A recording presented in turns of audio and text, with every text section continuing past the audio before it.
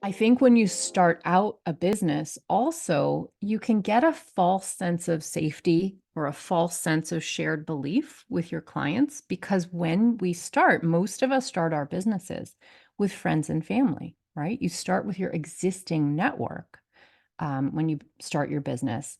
And the people who know you are much more likely to be on the same page with you at the get-go about the way things operate in the world, the way a business should operate, about what you as a person have to offer. Um, but as your business, and I will say that even with friends and families, you can definitely still have major misunderstandings. In fact, they're the most painful when you have a misunderstanding in your business with friends and family. It's the most painful. Sometimes these can end friendships. I've had that experience. So I say it's actually even more important there. But as your business grows and as your network grows and you start working with friends of friends and then with total strangers who don't know anything about you, it becomes critical.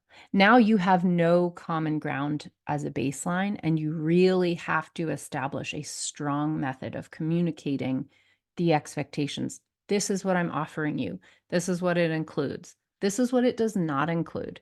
And the what it does not include is just as important as what it does include because you want to be clear that people are coming in knowing what they are going to get, knowing what they're not going to get, and that they're good with that, right?